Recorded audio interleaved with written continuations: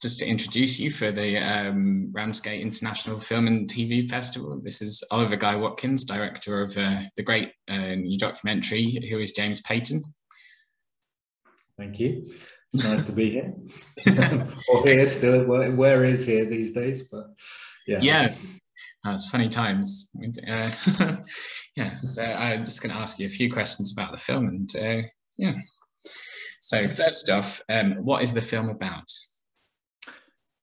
So Who's James Payton is a documentary feature that follows an actor called James Payton, who gained some kind of cult status for his roles in some major productions like Harry Potter and a couple of Marvel films as well. But he still has to fight to maintain his career. He's still relatively unknown and not, I don't think the phrase jobbing actor is correct, but it's someone who is still going from job to job to job. So yeah, probably jobbing actor is correct in that sense. And we followed James for a year. He went to a number of conventions where he would have queues of 2 hours long to sign his autograph, and then he'd go to another one the next week, which would be an empty sports hall somewhere. And then in the process, he got cast as Tony Blair in the Creation Stories film about Alan McGee, directed by Nick Moran, who also appears in the film as a cameo, our film.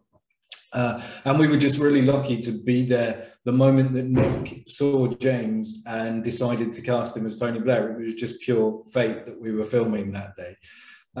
So that was just serendipitous.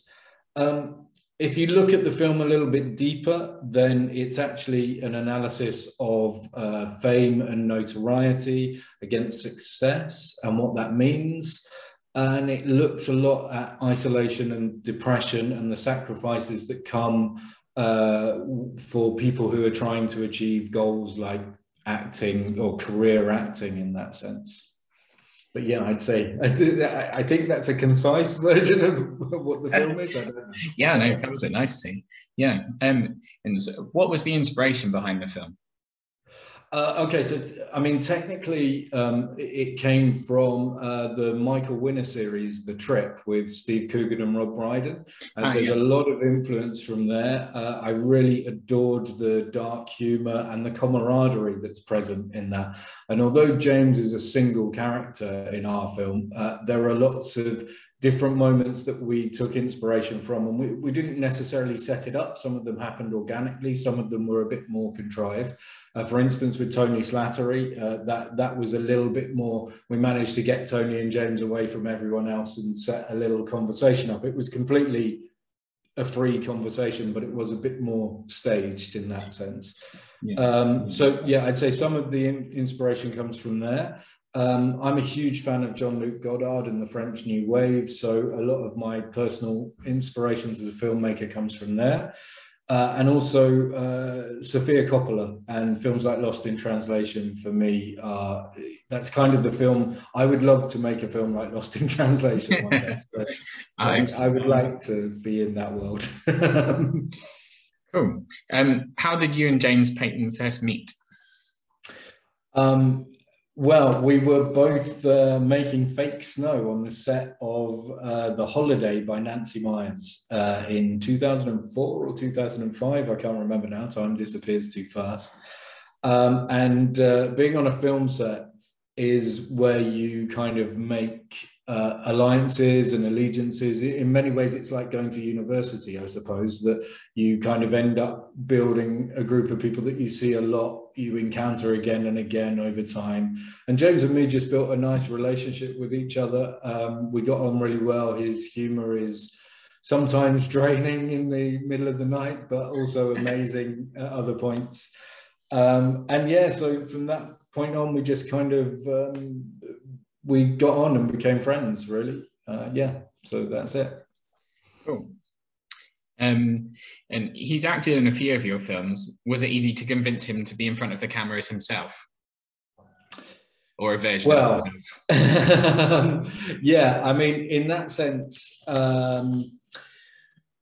James and me had always talked about ideas, and you know, sometimes we would find ourselves on film sets doing little improvisations of characters and development and things like that when we were bored. And he was always keen on ideas. And when I saw him come back from one of the conventions that he had done, he was on such a high, so elated by this thing, that I realized there was a whole side of James that I didn't know. And actually, I became really interested in finding out about that side of James.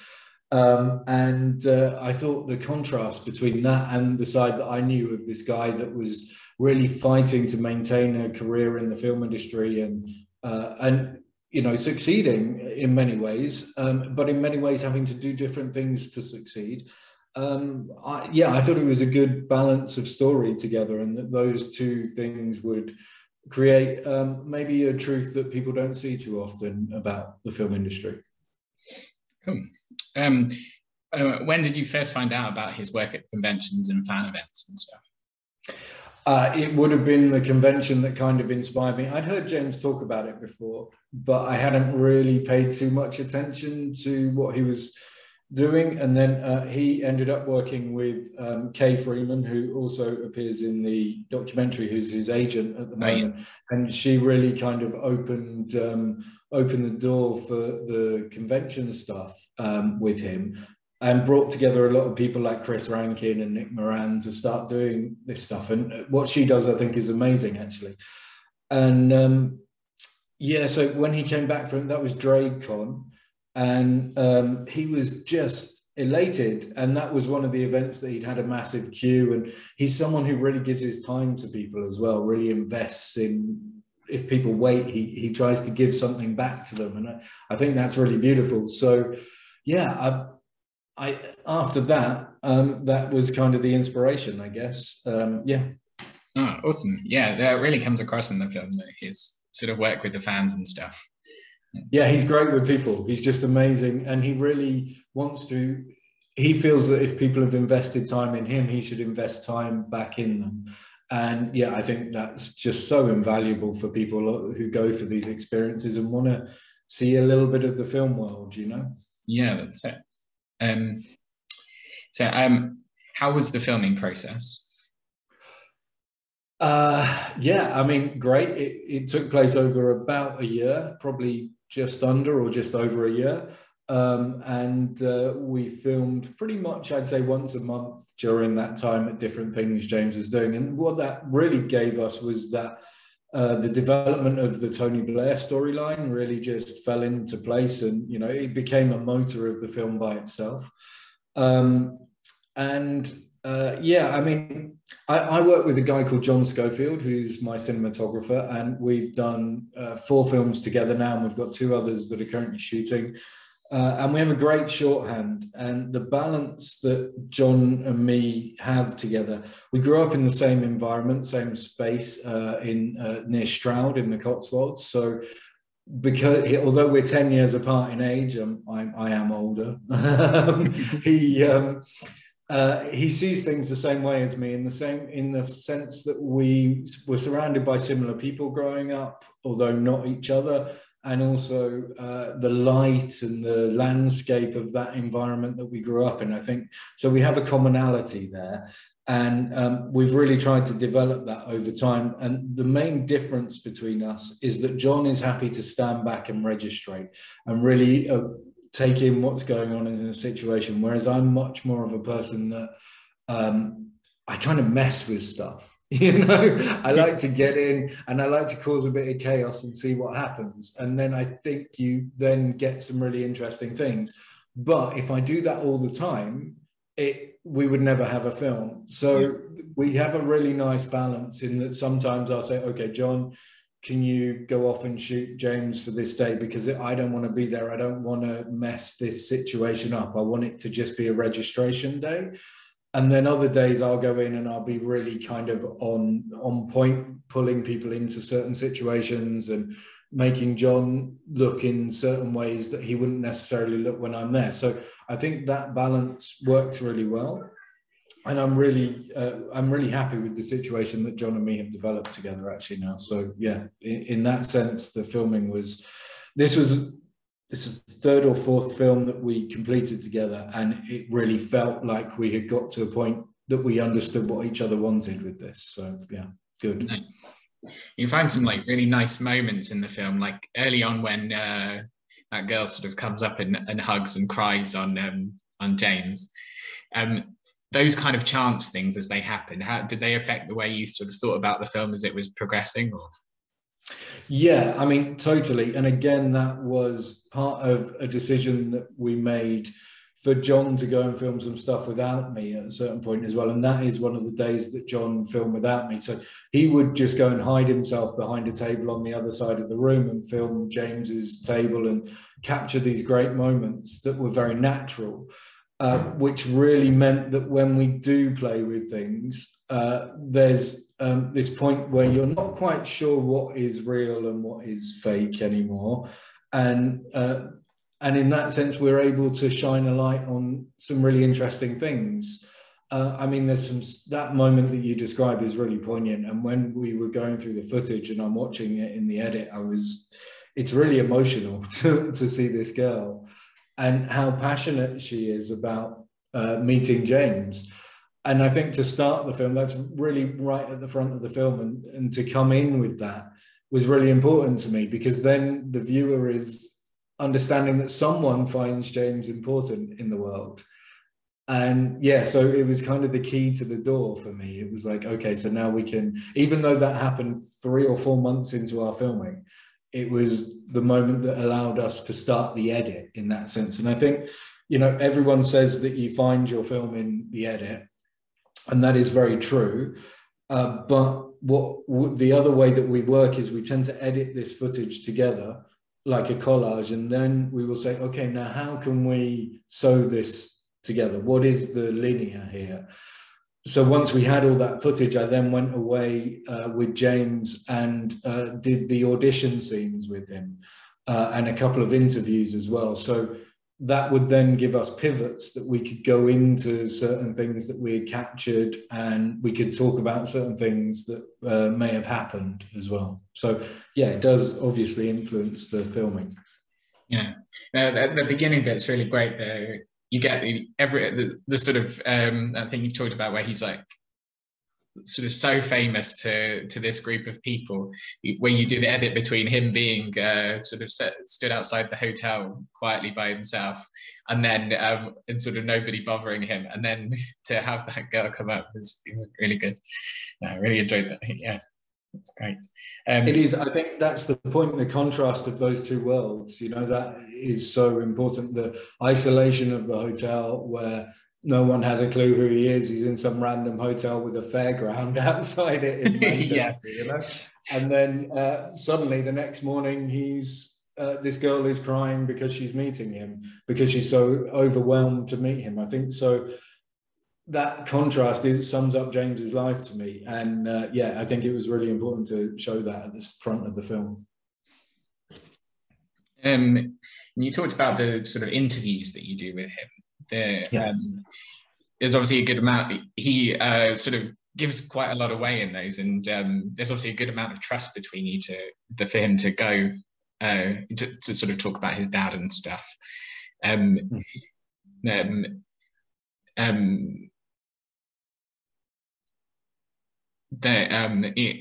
makes what was I going? So yeah, sure. I mean, I think what you're asking can be summed up by James and me have known each other for a long time. We know a lot about each other, and we decided when we decided to make the film, we had a long conversation about the things that James was happy for us to talk about in the film and the things that he wasn't happy for us to talk about in the film. And it was really important for me to respect those boundaries. And also, a film is only 70 minutes long. You are maybe giving someone 1% of someone's life. Yeah. And I understood that James's father's death was probably the most pivotal thing in him becoming an actor or him pursuing the career path that he chose. So for me, it was very important to use that as a focal point for the story.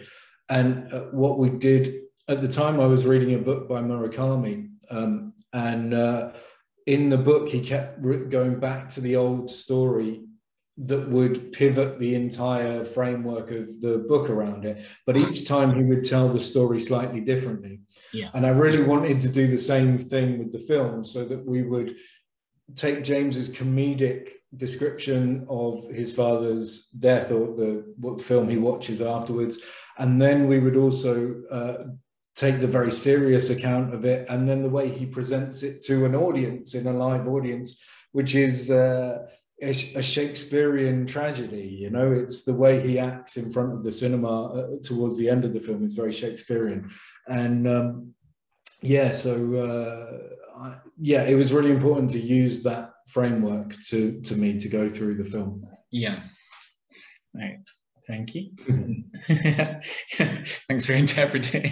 Yeah, that's exactly. Yeah, I assumed that. Yeah, that's it's perfect. Yeah. Sorry. In your when you were doing in your effects role, you. Oh no, sorry. From doing your effects work, what was it that first attracted you to directing? Well, I always wanted to be involved in film, I guess. I studied film studies and theatre studies at A-level. I never finished my A-levels. I left school quite, it was around 17, 18, before I finished anything. And somehow that passion was always in me. And maybe sort of 5, 6 years later, I stumbled my way onto a film set.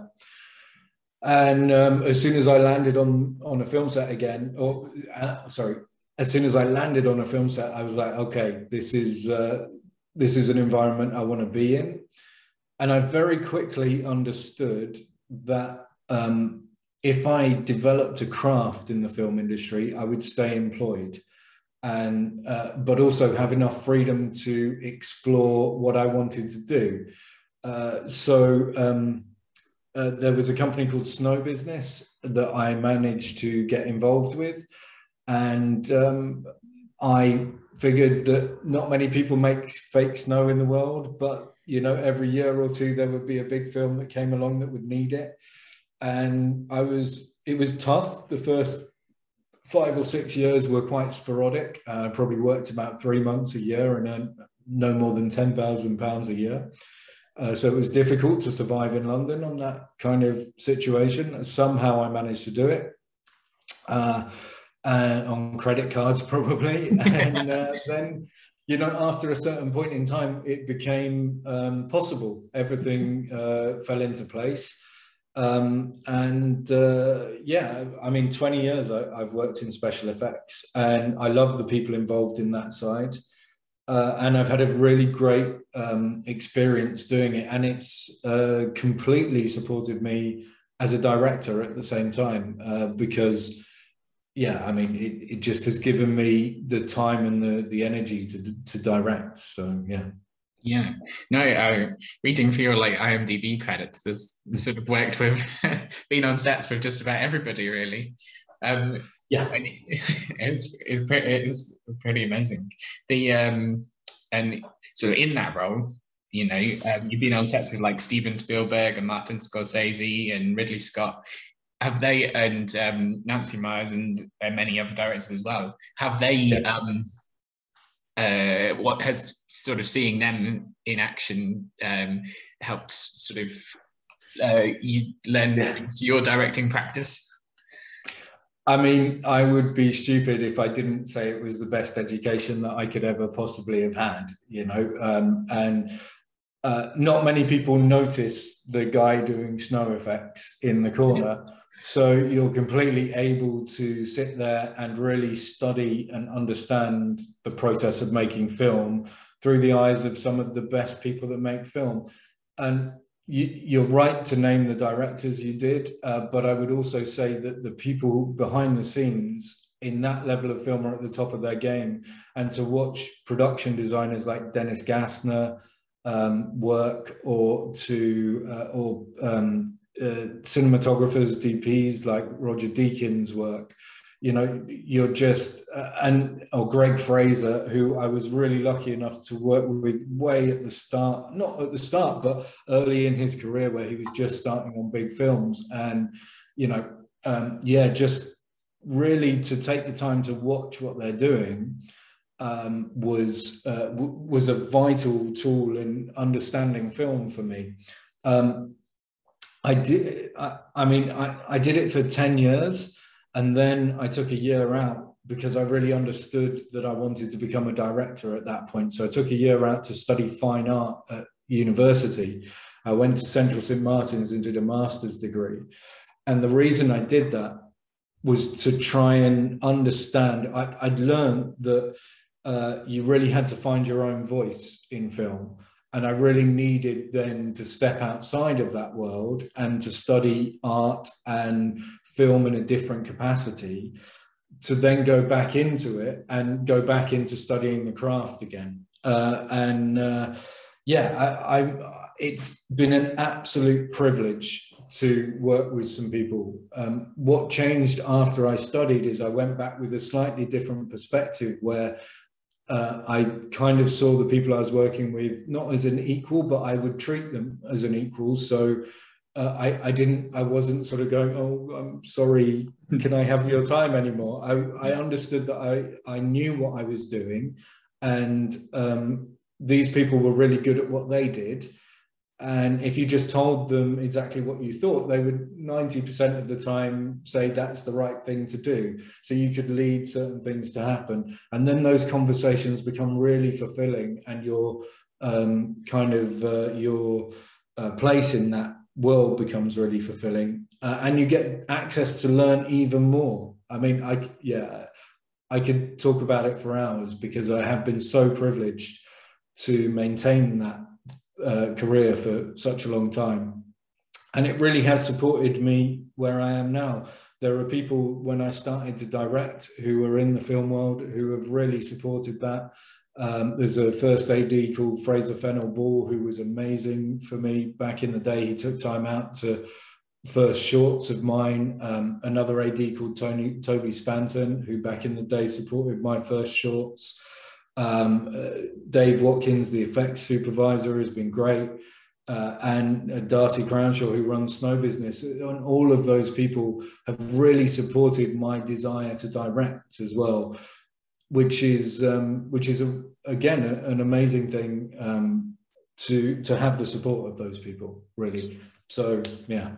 I think the key is hard work pays off. If you're willing to put the hours in and show people that you'll turn up at 5 in the morning and work until 10 at night, and and get on with it and really study what you're doing and understand it, then then you can take that any way you want to take it. Yeah, that's awesome, and that's inspiring that they're kind of so sort of supportive and so willing to help. That's great. And are you going to have snow in any future movies? Yeah, I mean, I'd be stupid not to, really. I am currently, so I've been shooting documentaries for 4 or 5 years now, and I did that as well purposefully, because I did try and make a feature film a few years ago, and I realized I didn't know enough about post-production or the end side of things, and shooting certain rooms or certain people in certain ways. And I went again back to the directors that I really admire, and I looked at them and I went, all of these people have shot documentary, and all of them have done it because they wanted to learn more about the process of filmmaking. Yeah. So that's exactly what I've done. And I touch wood, I'm just putting a script, or just taking a script out of development to now go and shoot my first proper feature in 2022, maybe early 2023.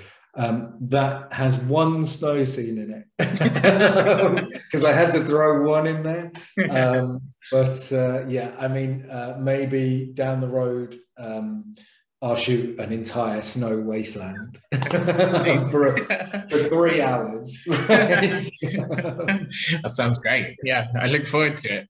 Yeah, and good luck with your film as well. Thank you. Sorry, I feel like I've talked and talked and talked. Oh, but it's been no, that's really nice. That's perfect. That's it's been great to talk to you about it. It's a really great documentary. I really enjoyed it. one of Well, the. it's great to be. It's really great to be a part of Ramsgate International Film and Television Festival, I'm just sad that we can't be there this year. So hopefully in the future. Yeah. Well, hopefully your next film and you can come. Yeah, definitely. I'll be back.